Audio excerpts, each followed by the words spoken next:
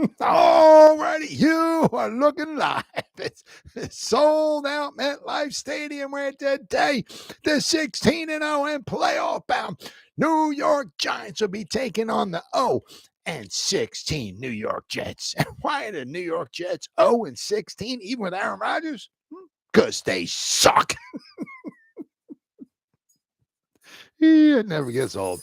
Welcome to the Gridiron. Anybody out there at all is going to spend a little bit of time with me here this evening? I got to push the chair out of the way so my dog Randy can get in here. All right, there we go. All right, Randy's in. We're okay. We're good to go.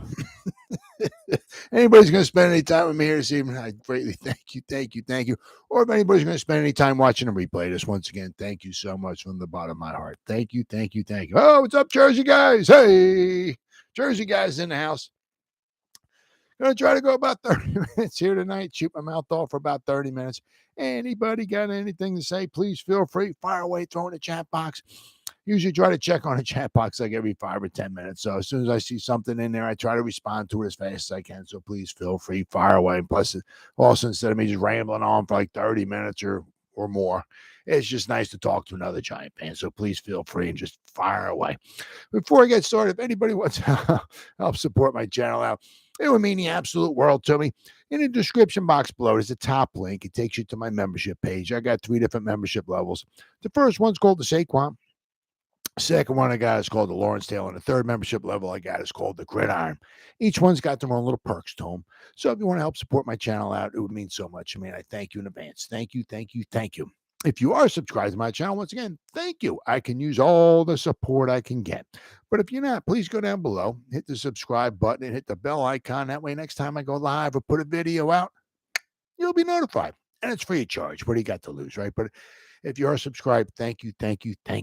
And then finally, also in the description box below, there's 2 Facebook links. The top one takes you to my Facebook group. It's called the New York Giants of Gridiron. Basically, I say this in every video. My YouTube channel, my Facebook group, my Facebook page is all pretty much called like the same thing. The New York Giants of Gridiron. That way I dumb it down for a moron like me. I don't have, what's the YouTube channel called? Is my Facebook group called something different than my page? It's all called the same thing. Makes it nice and easy for me. So we're over 5,100 members in the group, doing really, really well. And usually what I do, once I get done going live here, I'll spend like the next couple of hours just putting stuff in the group and in the page, which I'll go over in just a minute. And as I said, I try to get like, at least 10 different things every day in the group. And with the season upon us here, it's really easy. There's a ton of stuff out there. So I'm getting well over 10 different things in there, whether it's like a post, a picture of something or somebing just showing some stats on a ball player. I'm sharing maybe an article. It's a video, maybe something making fun of the Cowboys or the Eagles, which are my personal favorites, right? There's a ton of stuff that's going in there every day. And if you become a member of the group, not only do I post stuff, but the members post stuff as well inside the group. So basically, it's darn near almost 365. And I mean, if I'm alive and breathing and if I have internet access, there's stuff going in the group every day, even like in the, middle of June, July, when there's really not much going on. Right. So that's in the group at the page. It's called the New York Giants of Gridiron, but it's a page, right? It's the same thing, right? After I get done going live, I put a bunch of stuff in the group and a bunch of stuff in the page and says the same thing. Well, it might be a video, a post, a picture, something showing some stats, or sharing an article on something. Once again, something making fun of the Eagles or the Cowboys, once again, which are my personal favorites, right? There's a ton of stuff going in there every day, and I don't commingle them basically. So the stuff that I put in the page, I don't put in the group. Stuff I put in the group, I don't put in the page. So I mean, 365. Pretty much, there's a ton of stuff going in the page and in the group. And as I said, if you go to the page and you like it and you follow it, and you go to the group and you become a member, there's every day. There's a ton of information, Giants information going into both of them every day. But you can't satisfy everybody. So that's why I got my money back guarantee. So if you go to the page and you like it and you follow it and you go to the group and you become a member, if you're not 100% satisfied, you get your money back guaranteed. All right, all that stuff said and done and out of the way with. Well, I mean, also, I mean, wow, I mean, kind of, Terrence, what's up?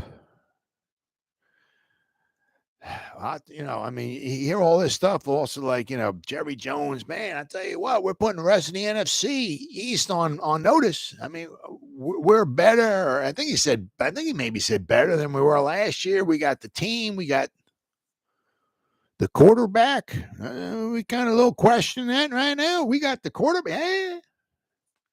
Yeah. And then you go out and you trade for the number 3 pick in the draft. What was it, like last year or something? Yeah. Really? Yeah. Okay. You got a lot of confidence in Dak, huh? All righty. Okay. But, you got to look at it. It ain't cheap either. I mean, number 3 pick in the draft. That's a little bit of that's some money right there. But if it's a mid-round pick, it's a mid-round. So I don't know if it's 3rd round, 4th round. Not sure. It's not a day 1 pick, so it's mid round. So I don't know if it's a day 2 pick, meaning like a 3rd round, or is it day 3, 4th round? But, I get, he's on his rookie deal. If you believe that strongly in him and all and everything, okay. It's just that, 4th rounder next year, 4th round. Yeah. Okay. So, I mean, that's not bad. But I think as Bill Parcells said, if you got 2 quarterbacks, you got no quarterbacks. 4th round. Yeah. Okay. Yeah. So not ain't bad. Not the number 3 overall pick. I mean, he's young. He needs some. I mean, that's why I kind of like when he was with Shanahan. You know what I mean? Because I think if somebody could do a good job of developing him and all of that, I think he was in good hands. With Shanahan. I'm not so sure about with the Cowboys because I think he's still a little raw. I think he could use some development or whatever. But the problem is that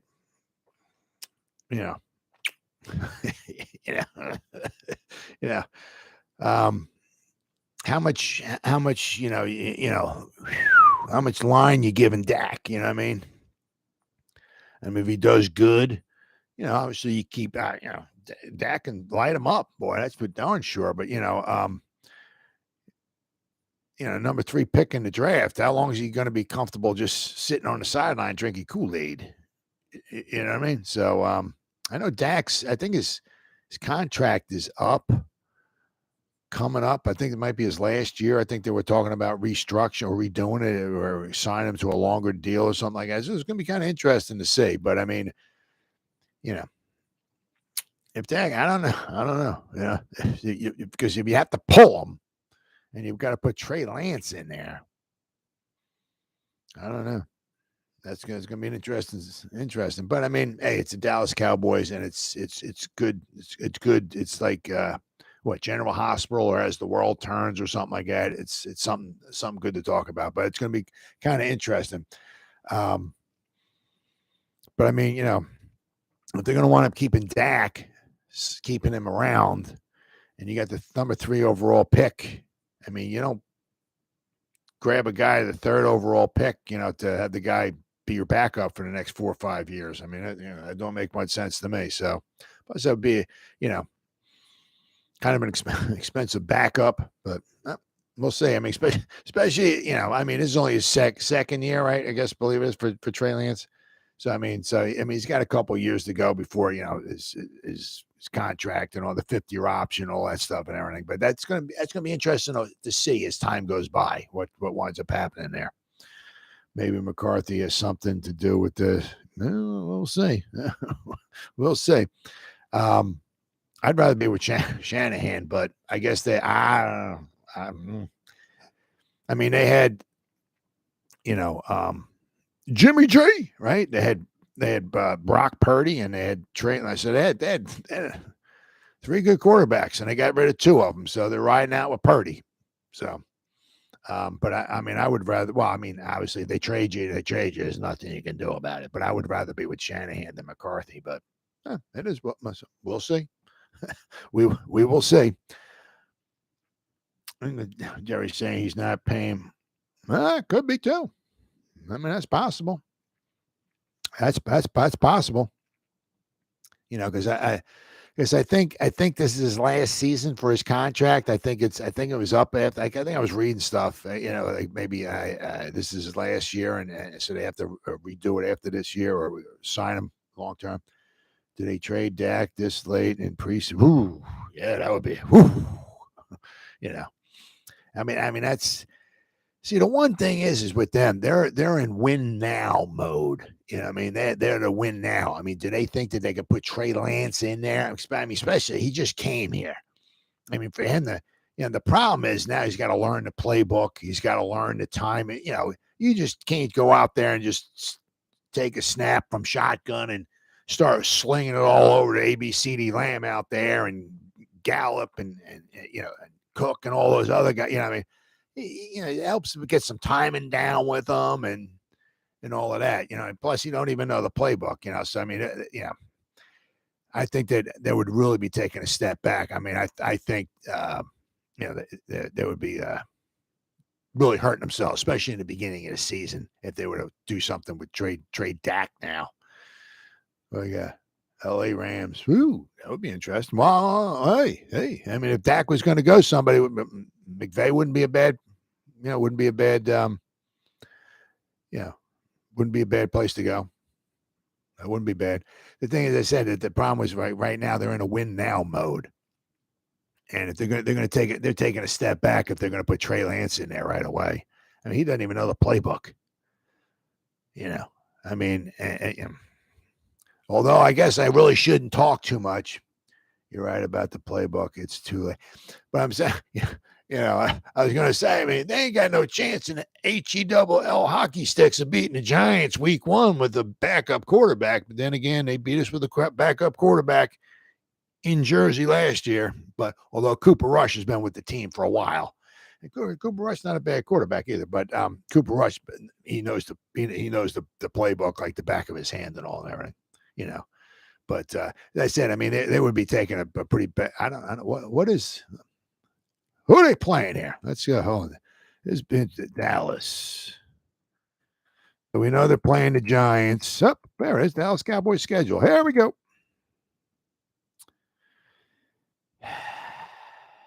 Let's see here. So we got they got the Giants that are playing. Okay, so tomorrow they're playing the Raiders. So basically, the Giants after just about the time the Giants game's getting over with, they'll be playing the Raiders. But so they play the Giants, and then they play the Jets. Then they have a bye week because they have to play the Cardinals. But they play the Patriots, but then they got to play the 49ers. Then the Chargers in LA, right? Then they have to play the Rams. Then they got to play the Eagles. Then they got to play the Giants again. So I mean, they got some tough ones. I mean, the Giants and the Jets, first 2 games, and then the Cardinals. Then the Patriots, they got the Patriots at home. Patriots got a good pass defense, though. Then they got to play the 49ers. Ooh. October 8th at 8:20. I guess. Wait, hold on. So that's Sunday night. So Sunday night, they're playing the 49ers in San Francisco. That's going to be a tough one. Then they got to play the Chargers with Herbert there. So, well, I don't know. We'll have to wait and see. But that can be something interesting to keep an eye on as the season goes along. I see them trading Dak next offseason. Trey remains healthy. Yeah, if he can remain healthy. I mean, because that was his problem last year. But then again, sometimes, unfortunately, one guy, gets injured. Somebody else winds up staying. Like Purdy, he stepped up. Just be interesting to get his Purdy. Hopefully he winds up coming back, being from his surgery and all and everything. But they went from 3 quarterbacks, now they're down to 1 quarterback. So the 49ers. I don't know who their backup quarterback is. I haven't been following them enough. But it's going to be interesting to see. It's going to be like kind of like General Hospital there as the Cowboys turn, shall we say? Oh, they got Sam Darnold? Yeah. Oh, wow. Okay. Oh, all right. Oh, is that why you said a stick of bubble gum? Okay. So who did the Rams have? I mean, if No, wait. The playbook, true. Wait. Sam Darnold, is he with the 49ers or with the Rams? I mean, last I knew he was with the Rams. See, because sometimes it's hard to keep up because I try to spend so much time watching it, paying attention to. He's with the Niners. Yeah. Wow. Okay. So who the Rams got? I mean, I guess they're in rebuild mode. I guess that's why you can see maybe Dak going to the Rams. That's possible. And the one thing the Rams do like to do is go to Girly World. They like to take their draft picks and just, woo, here's the first rounder for you, girlie. Here's a second rounder for you, girlie. Ooh, let's see some boobies. Oh, yeah, there's a third and a fourth rounder for you, girlfriend. Yeah, so they like dishing out their draft picks. So if it was for a trade, but on the Rams. All right, I guess they're in rebuild mode then. But I mean, if you're a quarterback and you want to go to a system, somebody with some good, McVay would be a good place to go. I think McVay would probably get some good stuff out of Dak. So gonna be interesting. Gonna be interesting to see as the season goes by. That's gonna be pretty cool. Very, very interesting. Sam Bradford. They got Bradford. Okay. They got okay. I get mixed up. Okay, Darnold. Okay, he was the he was. Oh my God, he's been everywhere. Right? He's been with the Jets. He was with Carolina. Right. Okay, so they got Bradford. Okay, I got you. I got the Sam's back. I got my Sam's mixed up. Okay, good old Darnold. All right, yeah. Same thing. What happened with him? I mean, he had such a promising career and all that, and it just never really materialized. So, poor guy. Some guys, I mean, it's just a shame. Sometimes the guys come out. Matthew Stafford. Okay, so sometimes, guys come out and they, things work out perfectly for them. Sometimes guys come out like a Darnold and they just maybe they're not the right system and this, that, and the other thing, and things just never materialize, unfortunately, for him. Then he goes to like to Carolina, and he's supposed to, he doesn't do real good. I mean, it's tough. I mean, look at Daniel Jones, right? Not many quarterbacks, would have. Daniel Jones got like 9 lives if you want to look at it. Darnold leads the Niners to a bowl win. But I mean, like, look at Daniel Jones. I mean, how many lives does he have? I mean, because you figure, not many quarterbacks, would have the losing record year in and year out, and this is Daniel Jones is his 5th season. I mean, last year he threw 15 touchdown passes. We went 9-7-1, but I mean, basically other years we didn't have winning records. He didn't have phenomenal numbers, and some guys, they pull the plug on the Daniel Jones project. So Daniel Jones is, one of the luckier ones where things really haven't really been panning out. I mean, he hasn't had phenomenal offensive line. Sometimes he hasn't had, the best wide receiver talent, all of that. But sometimes, they're like, well, dude, you're not bringing us to a Super Bowl. So it's all right. We're going to get somebody else in there. You're not very good. You know what I mean? So some guys don't always get the benefit of the doubt.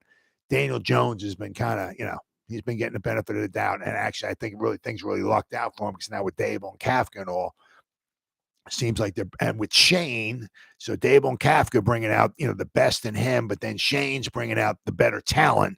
So things really seem to be turning around for Daniel Jones as far as, his play and his chances of being successful in the year. But I mean, in his career, but not a lot of quarterbacks out there would be around for their 5th season, having a losing record after losing record after losing record. And even last season we did good, but he only had 15 touch, The pieces are up. Oh yeah. Well, the pieces are they're there. I mean, we got Saquon, we got speed, we got Waller. We don't have a number 1 dog wide receiver. possibly. Maybe we got Hyatt. Who knows? We'll have to wait and see. But, we number one overall wide, who's probably going to be Waller. Hopefully he can stay healthy. Hopefully the offensive line will hold up a little bit better. So he should produce better than he did last year. I mean, even if he throws a few more interceptions, if he goes 8, 9 interceptions or something because if he's taking deeper shots down the field, things happen. So it doesn't have to be where I can't throw an interception or anything like that. But he's got to. We need to see some more touchdown passes. That's for darn sure. And I think with the what they did last year, especially in the beginning, early on, it's like we were relying on Saquon, handing the ball off. So obviously the touchdown passes were few and far between.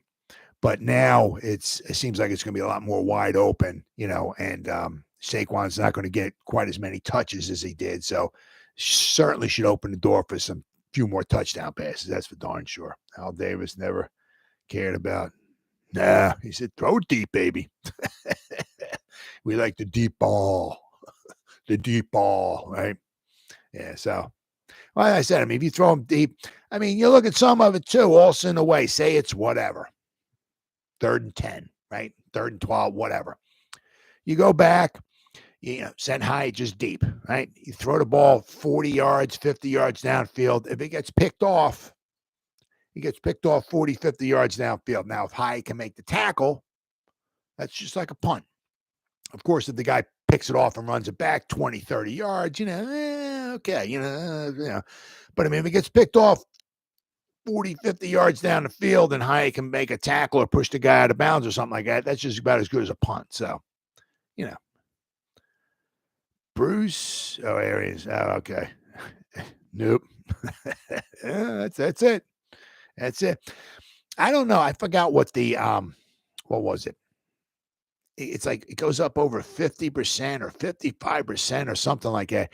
If you have a play, anything, any play, a quarterback sneak, any play that goes over 20 yards on a drive, your chances of scoring a touchdown goes up to like 55% or something like that on a drive.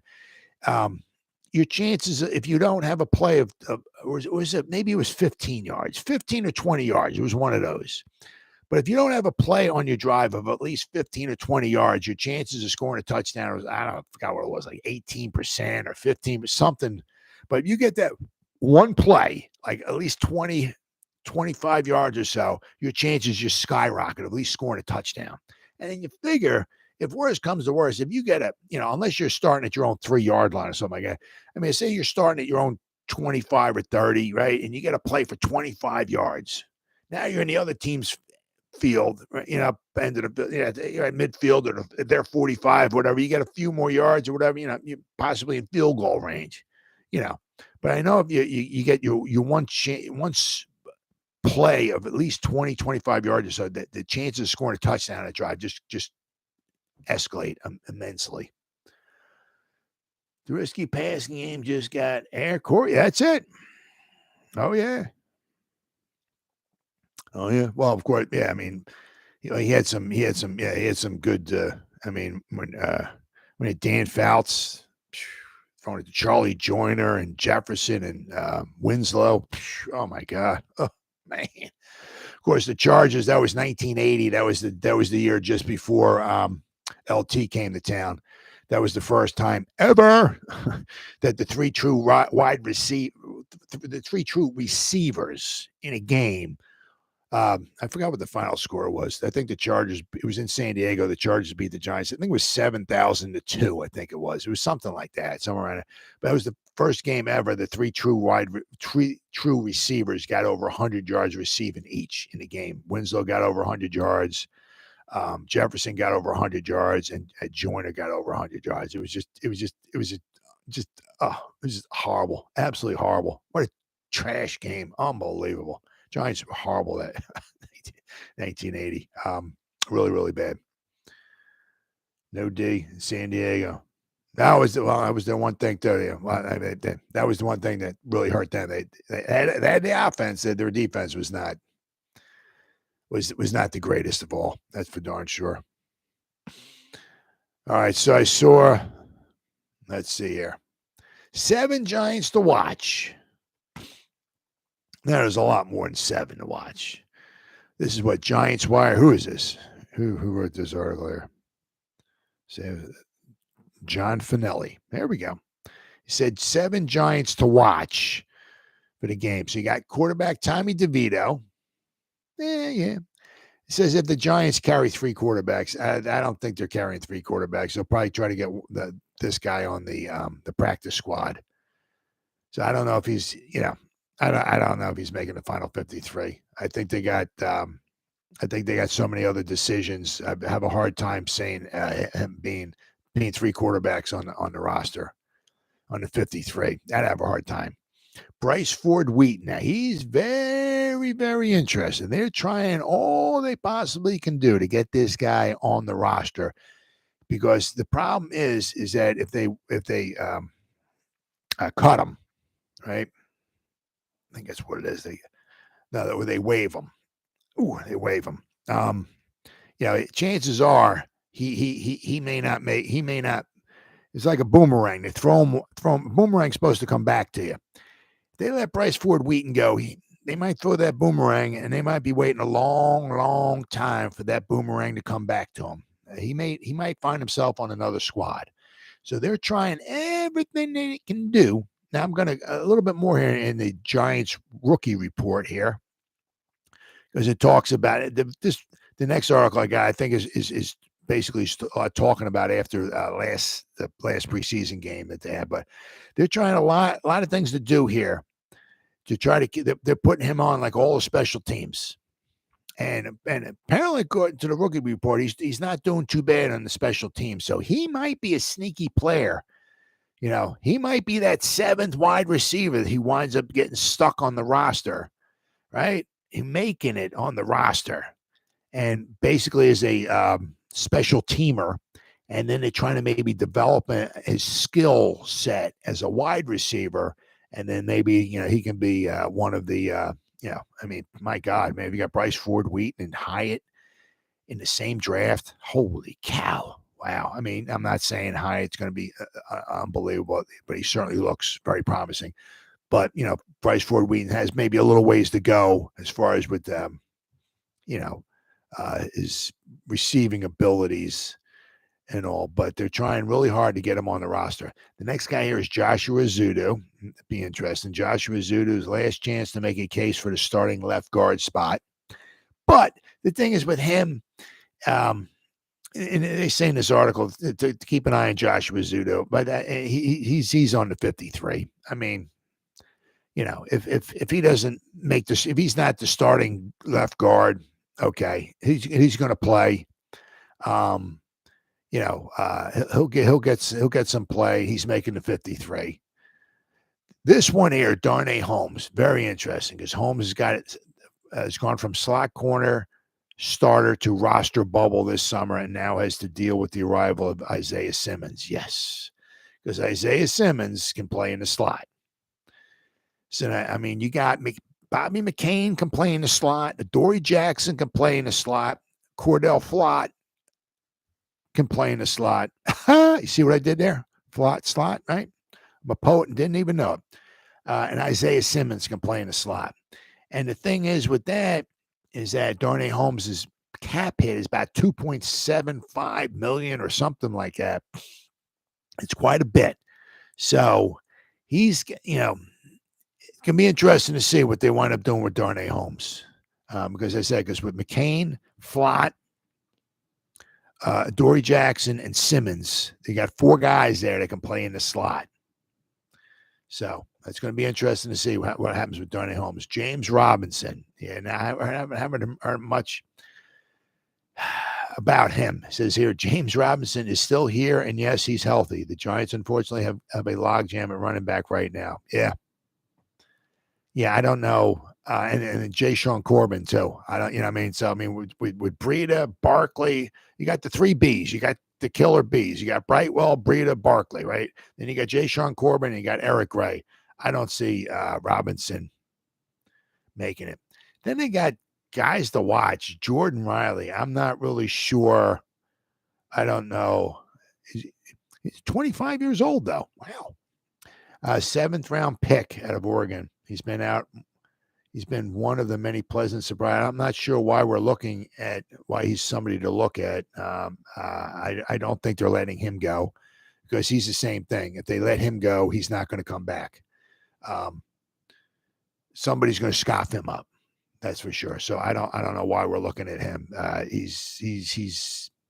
be shocked if they let him go. This guy here in this article here, Oshane Ximines. Yeah. Now, once again, Oshane Ximines, his problem has been, he's had some success rushing the quarterback. He's had some problems defending the run. All right.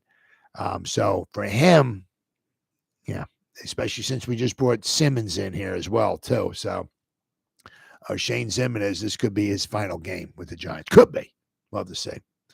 Because it says Ximines was signed back after testing the free agent waters in the spring, mainly because he knows Wicks Martindale's defensive scheme. But that may not be enough now that Simmons is on the roster. So, Simmons can make a couple guys expendable, especially because his flexibility. Simmons is just, poof. Simmons is, I'm certainly not saying he's going to be, Hall of Famer or All Pro, not like that, but he's very flexible and he's a freakish athlete. A freak. He's 6'3", 6'4", whatever. He's like 240 at the combine. He ran a 4.39. 11-foot broad jump, 39-inch vertical. Dude's got some freakish athletic talent. That's for darn sure. All right, then. Okay, this one here, the rookie report. Now this one is this from Patty Trainer? Patty Trainer. Here we go. The New York Giants rookie report. Now this is after the game from last week, I believe it was. He's got Deonte Banks in 2 defensive series. The rookie gave up on the edge for an early first down and lined up offside on another early snap. But besides those 2 blips, Banks continued to impress by providing more sticky coverage. Yeah, I forgot what it was after the first 2 games. He leads, I don't know, all, I guess, rookies with the most coverage snaps without giving up a reception or something. He hasn't basically pretty much gone up against the greatest of the greatest talent and all, but all in it so far, right? He's looked very good. Very good. John Michael Schmitz, a starter over the ball for the entire first half. Schmitz had one bad shotgun snap on this first play, which he subsequently cleaned up. Otherwise, he was solid once again throughout, playing alert and active ball while navigating the middle of the line very well. And he's only going to get better once he gets more confidence and all of that. He's only going to get better. So, our second round pick, very good. Our third round pick, leading the team with 4 receptions against the Panthers, the 33-yard deep ball touchdown was most impressive. The way he just juked that safety out of his jockstrap was unbelievable. Of course, he did have the drop pass, but they came right back to him on the next play, and he made up for it. So on the previous play, Hyde had streaked across the field on a crosser and was wide open, but he dropped a catchable pass. But the rookie made up for it on the next snap. Boy, did he ever. He's going to be fun to watch. He's going to be very fun to watch. It's going to be fun to watch because a lot of it's going to be like, if you can ever get like the full field view, or like if they ever show a highlight of a play, or say Saquon, whatever, I don't know, runs a play, whatever, he runs a sweep or so, whatever. If they ever get a full view of the, all the players and everything, it'd be interesting to see, Hyatt maybe, running a route or something like that, and see how they try to defend against them, because you can't take the guy too lightly. You know what I mean? Yeah, you can't. You just can't say, well, he might drop the ball, so yeah, we'll keep an eye on him. No, you got to, it's, you make one wrong. He's one of the guys. If you make one wrong move, one wrong step, he goes this way, and you take a good heavy step, leaning. He cuts in, and you go all in. So you sell out on the in, and he plants and he goes this way. You're screwed. You're screwed. That's what kind of player he is. or the capability of having that type of play with his speed. So Eric Gray was very up and down. Yeah, he's gonna, he's looking like the leading candidate possibly for the kickoff and the punt returns, but he's got to get better on the punt returns. Of course, he had the one. Well, here it says there was at least 2 poor blitz pickups. The one was on the Hyatt touchdown. That was, I mean, he kind of whiffed on that one, and Tyrod almost got his clock cleaned, and Tyrod almost didn't get the pass off. And when you got somebody as wide open as Hyatt was, that has, in the NFL, that has to be a touchdown. Thankfully, it was. But if the Giants didn't get that touchdown there, they lose the game, right? Maybe they kick a field goal there, but they have 4 less points, and now they wind up losing the football game because of a poor block. So he's got some cleaning up to do. But, I mean, that's something you can certainly clean up. And if he has problems catching punts, that's something you can work on as well, too. What you can't, his God-given abilities, his juke ability and all, he doesn't have the top-end speed or anything like that, but his, I guess, what you want to say, short area quickness or his ability to make guys miss, and I mean, you just can't. You can't go to Walmart and buy that. What he has is special. So, it's very happy, very, very happy with him, obviously, so far. And Trey Hawkins here, the rookie, somehow got credit for only 1 tackle on the stat sheet, but probably should have had more. His most impressive play of the night saw him fill a hole in a manner one might expect from a safety than a cornerback with good physicality and alertness. So, Trey Hawkins, he's obviously pointing right 2 thumbs up for him. Jordan Riley, speaking of steals, the Giants decided to start Riley, who had primarily played nose tackle most of the summer at defensive end, and he did not disappoint. He beat a single block and made the tackle on the 4th down play, stopping Carolina on downs. Later, he beat another single block to make a tackle in the backfield for a 2-yard loss. Otherwise, Riley was fending off double teams, which is what you want. I mean, you can't ask for, if he's getting single blocks, he has his capability of beating them. And if he's not getting penetrate or whatever, that's because he's fending off a double team, which is great. You want 2 guys blocking 1 guy, which frees up other guys. So you can't ask for anything more than that. The problem would be is if he was getting single blocked and he was getting eliminated from plays, that's a problem, which you might expect from a 7th rounder, but not apparently Jordan Riley. Geo, as they call him, or Javarius Owens. The coaches decided to give Owens most of those attack the line of scrimmage snaps, and he did not disappoint. An early, well-timed blitz resulted in his first of several solid running down tackles.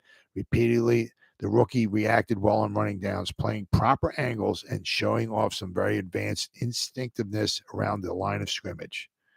So, I mean, all in all, the rookies are, really, really,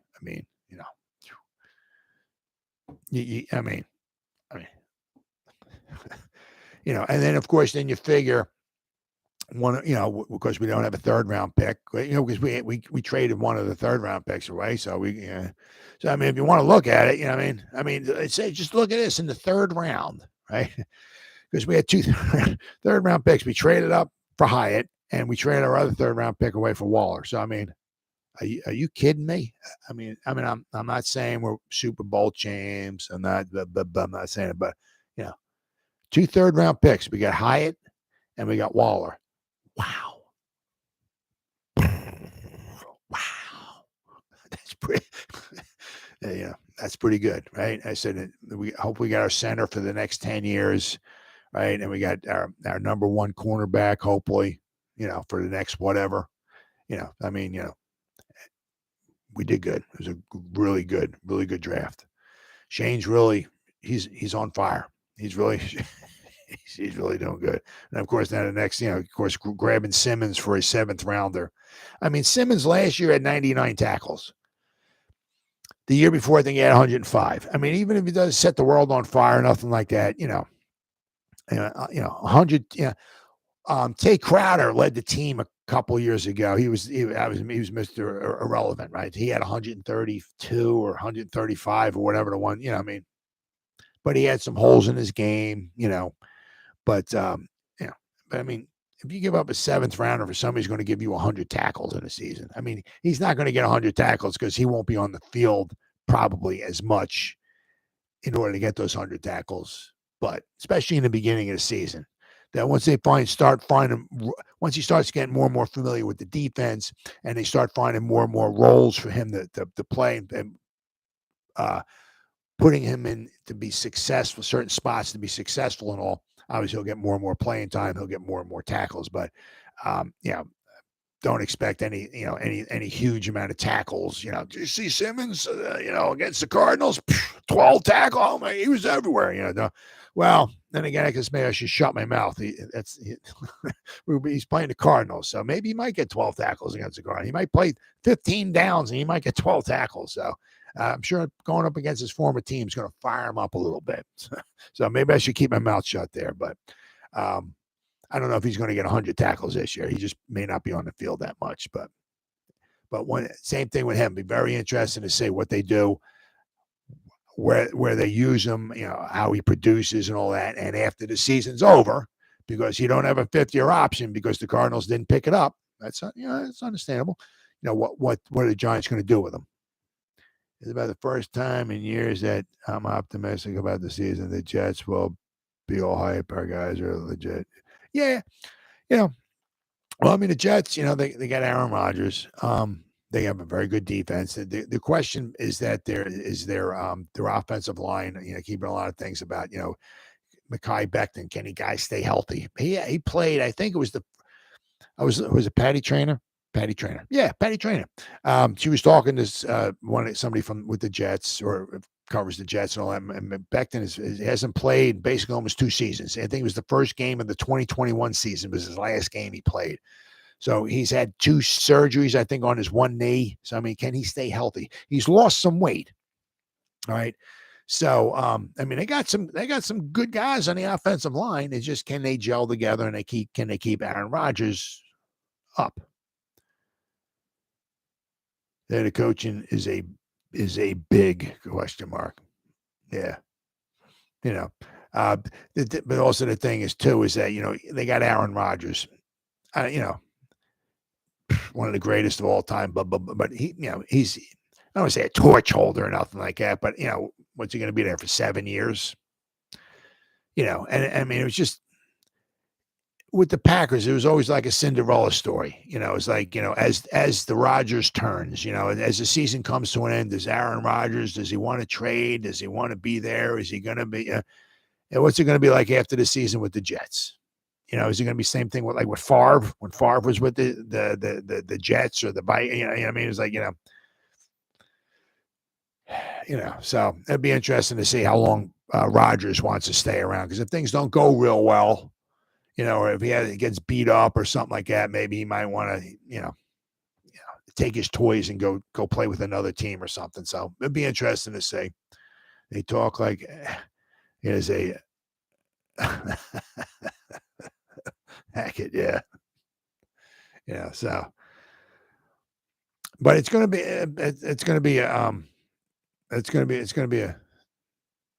should be a good year. Should be a good year. I mean, we're playing them like halfway through the season. When do we play the Jets? Like about halfway through the season. Peyton will have Denver in the playoffs. Well, I mean, he's got, if he can get Russell Wilson, I mean, yeah, they got a good team. They got a good team. The problem last year was their offense. I mean, it wasn't their defense; it was their offense, and a lot of it, was the quarterback play just was not exceptional. But Denver, they have a very good team. I mean, defense. I mean, the cornerbacks they got, Surtain, and I mean, they have they're really good. It was I don't want to say comical, but it was just something like last year. It's like whatever. I don't know. They'd lose like 13-9 or 13-10, and it's like, yeah, don't they got Russell Wilson as a quarterback? Why are they scoring like 10 points? I mean, it wasn't their defense was the problem. If Peyton, yeah, I mean, if Peyton, if anybody can, I think Peyton will, he did good. But I mean, of course, he had Drew Brees too, but it takes 2 to tango, right? So if you get a bad coach and a good quarter, the bad coach can screw the quarterback up too. So Hackett and who? Coat Good old Richie Kotite, huh? Oh, man. Well, it just goes to show you how good of coach Bill Parcells was. Richie Kotite was there. I think they were 1-15, and then Bill Parcells, I don't know what the hell was he? You'd have to look here. Hold on. Let's type in New York Jets. I forgot. I forgot what it is. 1995. Let's see here. 3-13. Hold on. Next season. Okay. So 1996, they were 1-15. Then Bill Parcells comes in and they go to 9-7. Unfreaking believable. I mean, it was comical because Richie Kotite with the Jets in 1995, they were 3-13. They kept him around, and he went from 3-13 to 1-15. And then you can't say with the same exact roster because Bill Parcells, I'm sure, did some cleaning house and this, that, and the other thing. But they went from 1-15 to 9-7. And did they make the playoffs? Now, you know what? If I remember this Detroit game, I remember that the final game of the season at Detroit, I think they needed to win the game, and they lost 13-10 to Detroit, and they got knocked out of the playoffs. Yeah, if they beat Detroit, they would have been, I guess, 10-6, and they would have, I guess, made the wild card, I guess.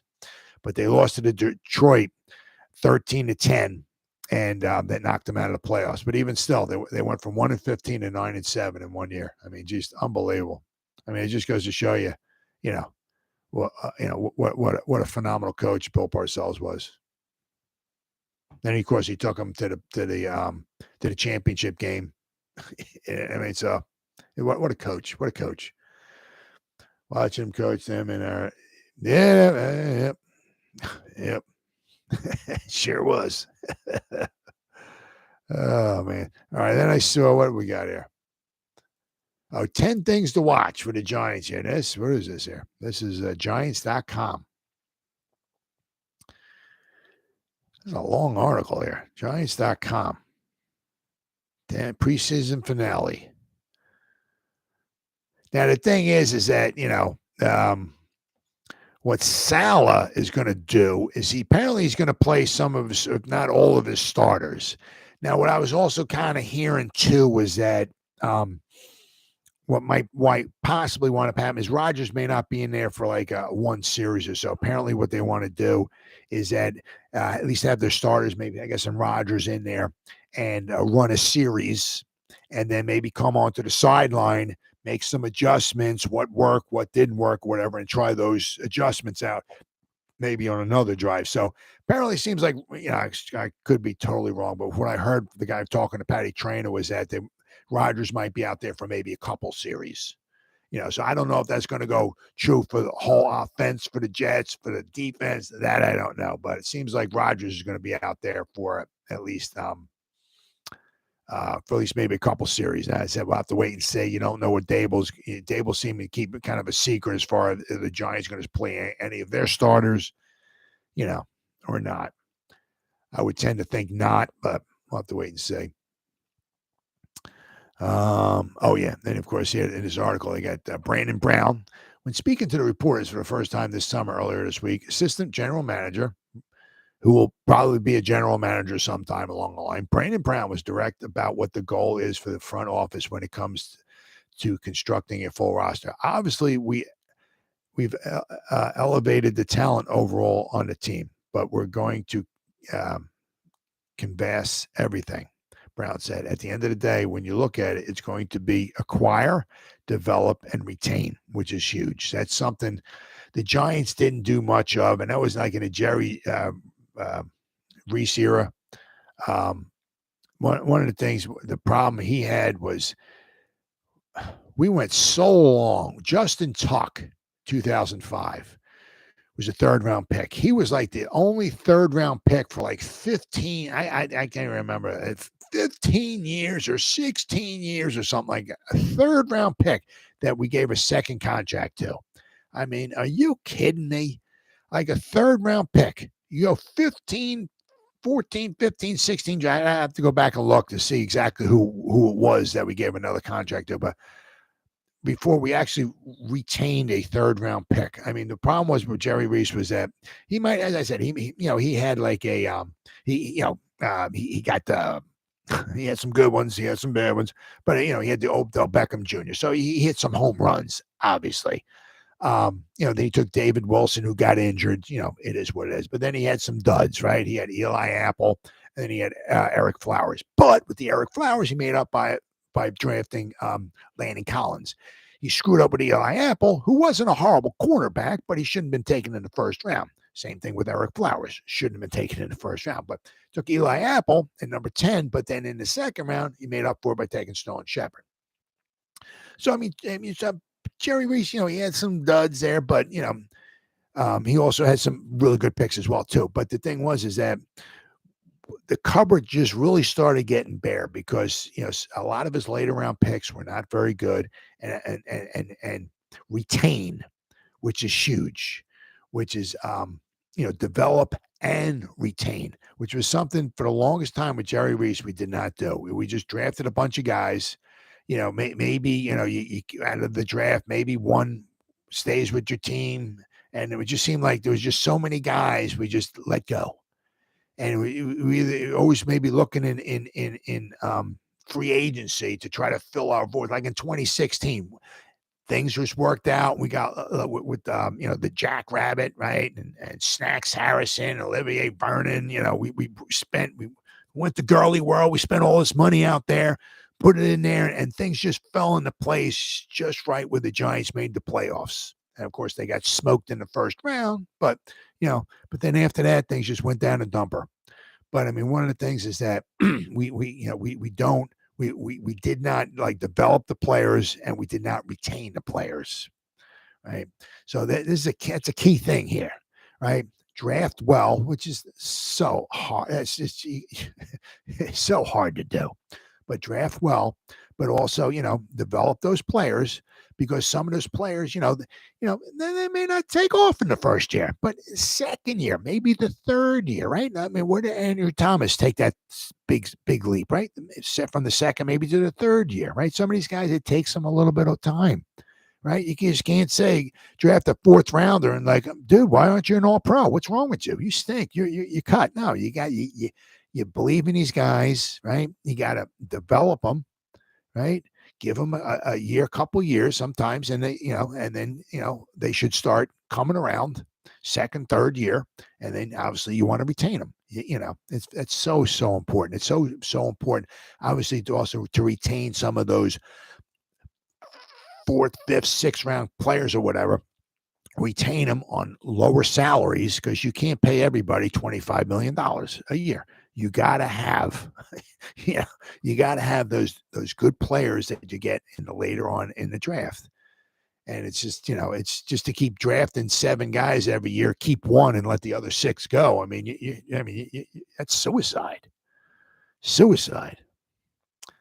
Wink talks about his selfless defense. Oh yeah.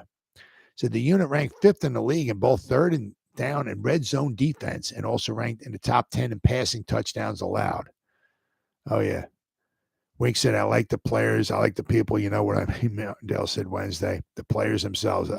He said the word selfless, but it is a selfless group who cares about our success. And that is cool in today's day and age, which is not always true. Yeah. A lot of people, it's more like me instead of, the whole of the defense. They also talk here, Hawkins, Riley earning their roles. Oh yeah. One of the biggest storylines this summer has been the performance. I mean, the 6th round pick, Trey Hawkins, in a 7th out of Old Dominion, right? And a 7th round pick, Jordan Riley from, I forgot what community college he came. And of course, he didn't play his whole career at the community college, but phenomenal job. Let's see, a bright future for Jason Pinnock. Hopefully he comes back, hopefully his leg's not too bad. The Giants had several position battles to watch on both sides of the ball. One of the most intriguing ones was competition for the starting safety spot next to McKinney.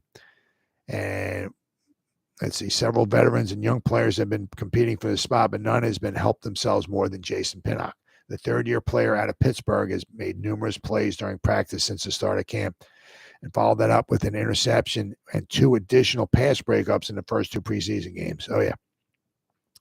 While a final decision has not been made yet, Martindale indicated that Pinnock is the favorite to be named the starting strong safety, a spot he's earned in the team's first 3 unofficial depth charts. Yep. Says, talk about Hyatt. Due to Hyatt's solid production over the past month, it's easy to forget sometimes that he is still only 21 years old. That is freaking unfreaking believable. Freaking believable, if that's a word. I'm not sure, but I mean, 21 years old. Wow. Wow.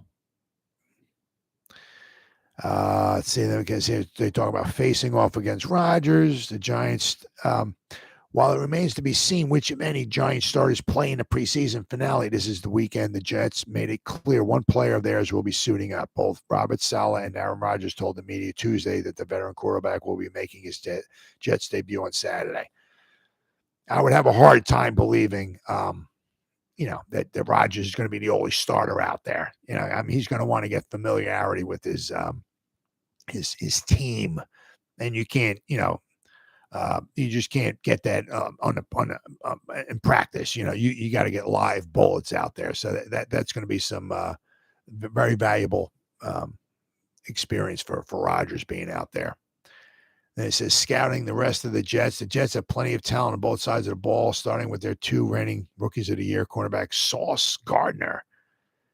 And on the other side of the ball, wide receiver Garrett Wilson, the number 10 overall pick, was awarded Offensive Rookie of the Year after catching 83 passes. Whew. So I mean, they got some young talent there. They got, the problem is, somewhere along the line, they're gonna have to find an actual quarterback somewhere along. They don't have to worry about that right now, but that's one thing the Jets have had such a hard time. I mean, Richard Todd did an okay job after Namath left, but Namath, after he won even after the Namath won Super Bowl III, he did not never, ever beat a team with a winning record after Super Bowl III. So, I mean, Namath's in the Hall of Fame and this and all that, and I think he deserves to be and all that and everything. But they've for a long time have had trying to get a quarterback. No one found the open middle linebacker. Oh, yeah. Well, Namath was pretty. I mean, sometimes Namath was, he just dropped back. He's just gunning it. You know what I mean? But yeah, Richard Todd. Yeah, I forgot it was 81. 81. Yeah, when they played the Bills at Chase Stadium. They were driving. That was a great game. Lots of scoring. But the Jets had the ball with a minute to go, whatever. And they were marching down the field. And I think Todd threw an interception. I don't know, it might have been the middle linebacker or something like that. He just dropped back to pass and picked off. But I mean, that was a heck of a playoff game. That one, because there was such excitement because it was 81. The Jets and the Giants were in the playoffs. A lot of excitement that year, but I said that was a great game, very exciting. I was pulling for the Jets, but Richard Todd, he was good at his phone, and then of course, hold on, right, 82, 82 championship game. Who the heck was the one guy, Richard Todd? Yeah, threw 3 interceptions to the guy from Miami. I think he had 3 names. I think it was. I think he was a defensive player. I think he had 3 names. I think he had 4 career interceptions. I think 3 of them were in that championship game. It was a rain. The Dolphins won 14-0. One of them, I don't know if it was a screen pass or something like that. Richard Todd, was it Dewey? was it Dewey was his name? Can't remember. But Richard Todd dropped back. I tried to throw a screen pass or something like that. He jumped up, picked it off, running back for a touchdown. It was a pick six. It was 14-0. The Jets wound up losing in the championship game to the Dolphins. And, of course, the Dolphins went to the Super Bowl. The Redskins beat them in the Super Bowl. It was 27-17. But, yeah, Todd. I mean, Todd, he could throw a pretty ball, too. They were both from Alabama. Name it, Todd. Could throw a pretty ball. He could throw a nice touchdown. But, yeah, he A.J. Dewey. Okay, A.J. Dewey. Maybe I'm thinking of maybe three. It was three names, yeah. I think he had 4 career interceptions. 3 of them were in that championship game. It was just oh, my goodness. All right, and then finally, I just want to go. I'll tell you,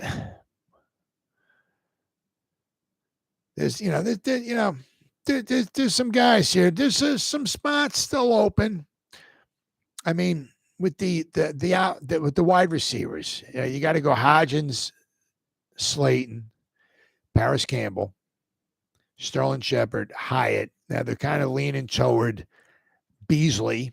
All right, so that would give you 6. Wandale might start on PUP, which would give him 7 because they're not worried about any of those other guys. As long as he's on PUP, he misses the first 4 weeks. So if anybody gets dinged up or hurt in the meantime, you can bring Wandale off after 4 weeks and you still have your 6 guys. But they're trying really hard to have Bryce Ford Wheaton make this team because they offered him it was a signing bonus or something like that. It was like a couple $100,000, but they gave him some money. And the problem is if they let him go, he may not come back. So, and he's wait. I didn't get down here. Hold on. This is from Patty Trainer. Where are we at here? Bryce Ford Wheaton. Here we go. After disappointing showing in the preseason debut, Bryce Ford Wheaton gets the comeback performance of the week honors on his team. Now, this is after last week's preseason game. He pulled in both of his targets, each one a difficult play. His first catch came on a low throw at the boundary for 10 yards and a first down. The rookie going down low to make the tough catch. He followed that up with a nice win on a 50-50 crosser that went for 14 yards and a big fourth quarter first down when the offense was trying to run out the clock. But Ford Wheaton was primary receiver on the route coming across. Here we go. All right, here we go. On top of Ford Wheaton's second successive positive gunner performance on the specials, we'd have to say he's building himself a case to make the final roster as general manager Joe Schoen just so happened to mention on the television broadcast, wideouts who can play special teams are rare. Bryce Ford Wheaton not only beat his double teams on all 3 of the team's punts, but he also dominated them. If this kid has a taste for this job, he will be extremely hard to cut. You got that, Frig? I mean, you got somebody who can maybe they can develop, right? And getting into as a wide receiver, but you got somebody, especially who can play special teams and play it well. Ooh, he might be hard to cut. All right, so what else we got here? And, of course, so the tackles, I mean, I don't know about Cunningham. I don't know. After that performance he had against the Lions, I don't know. Going to be interesting to see about Matt Parrott. You got Thomas, Bredesen, Schmitz, Glowinski, Neal. Tyree Phillips, it seems like he has a good shot at making the roster. Joshua Zudu, he's on the roster. I'd have a hard time seeing him cutting McKeithen. Right, so that's what 5, 6, 7. That's 8 now. The thing is, how about Parrott? Lemieux can take some snaps at center. He can play guard. He actually hasn't been injured yet in preseason, which is huge for him. So that'd be interesting to see. Did they keep 9 on the offensive line, or did they keep 10? So there's some guys here, obviously, because we have at least 15 offensive linemen. There's some guys on the bubble here, that's for sure. Now, at tight end, you got Waller, you got Bellinger, and you got Cager. The thing is, you're not sure with Sweeney what his health is, when he'll be able to come back. The thing is with Myrick. Now, what are they going to do with Myrick, right? They could probably get him on the practice squad because he can play fullback, he can block, he can receive, he can do a little bit of everything. He's not super special at nothing, but he's second. He's been on the team for a few years now. His second year in the same system, right? I've seen him even listed as a fullback, right? So he can play tight end, he can play fullback, he can play multiple positions, he can block and catch. So be interesting to see there. Obviously, quarterback with Tommy DeVito. I think practice squad for him. Running back. Now, this is going to be interesting to say, right? I'm not sure if James Robinson winds up making it. But then the thing is, of course, if you got, you got Brightwell and you got Jaysean Corbin. Do they keep 3 or do they keep 4? You got Breida, Barkley, and you got Gray. Do they keep 4 or do they keep 3? Interesting. That's going to be so interesting. Now you got the defensive front here. Very, very interesting, right? Of course, you got Oshane, you got sexy. They got the sexy one. You got Leo the Lion. You got Nunez Orchaz or Nacho. Then, of course, you got Jordan Riley. He's on there. So you got those 5 guys. Do they keep 6? Interesting. And if they do keep 6, is it going to be DJ Davidson or is it going to be Ryder Anderson? Because they got Brandon Bryant here, Kevin Atkins, Donovan Jeter, Kobe Smith. Now, do they keep 5? Do they keep 6? If they keep 6, right, you got Leo the Lion, you got Sexy, you got Oshane, you got Nunez Roches, you got Jordan Riley. That's your 5. Who's the 6th one? Davidson or Ryder Anderson? And then, of course, if they don't, quite possibly, if they keep say they keep Ryder Anderson, maybe DJ Davidson, they can get him on the practice squad. Of course, now with the linebackers, now this is, not so much the edge rushers, but the inside linebackers. This is now obviously because with the acquisition of Simmons, this throws a monkey wrench into everything, right? You got Okereke. Of course, then you got Okereke. Yeah, I guess you would have to put Simmons maybe in there with this group. But you got Beavers, you got McFadden, right? So maybe that would be 4. Carter Coughlin's look pretty good on special teams. Cam Brown does not give you much on defense at all. He's good on special teams, but do they keep 5 guys? And if it is, is it Okereke, Beavers, McFadden, Simmons, and Coughlin? So, it's going to be interesting to see. And then, of course, your outside linebackers, you got Azeez, Kayvon. Now, obviously, Hottie's on the team. Toman Fox is on the team. Oshane Ximines, going to be interesting to see. I've heard some good things that they've locked about Bauer. Bauer's been in preseason so far, just 2 games, but Bauer's been better on run defense. And he's also done well, not too bad, at rushing the passer, too. So keep an eye on Bauer. And then also Baldonado as well, too. Now, do they think they can want to bringing him back? Because somebody like him, the traits that he has, maybe they can try to develop him, get him on the practice squad and maybe develop him. And maybe, he can work his way on to the 53 somewhere along the line. It's going to be interesting to see. But the thing is, because like with Oshane Ximines, they did bring him back, though, too. So, but he's always had a hard time stopping the run. Then, of course, now you got your cornerbacks, right? You got Hawkins, Banks, Adoree Jackson. Now, it's the same thing here. Is Simmons a linebacker? Did I got him at corner? Where are they going to put this guy at? Is he going to be the punter? What's Simmons going to be, right? But then you got Flott, you got Nick McLeod. Don't forget about Nick McLeod. But, I'm sorry. McLeod would be a safety. McCain can be, McCain can be maybe safety, but he can also play in the slot as well too. What are they going to do with Darnay Holmes? His salary hit has got to be on the mind of Shane. Right. And I said, if you got McCain, maybe who can play in the slot. You got Adoree Jackson, you got Flott, you got maybe even Simmons now who can play in the slot. Does that make Darnay Holmes expendable? And at safety, right? You got McKinney, you got Pinnock, right? You got Dane Belton, he's not going anywhere, and you got Javarius Owens, right? You got those 4 guys. Don't forget about Nick McLeod. I think that's the question. How many secondary guys you keep? 5 safeties and 5 cornerbacks.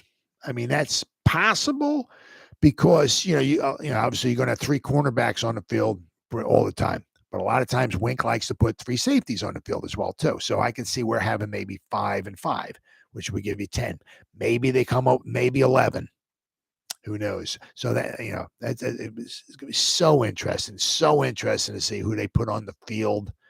Who they do put on the field, who they don't put on the field.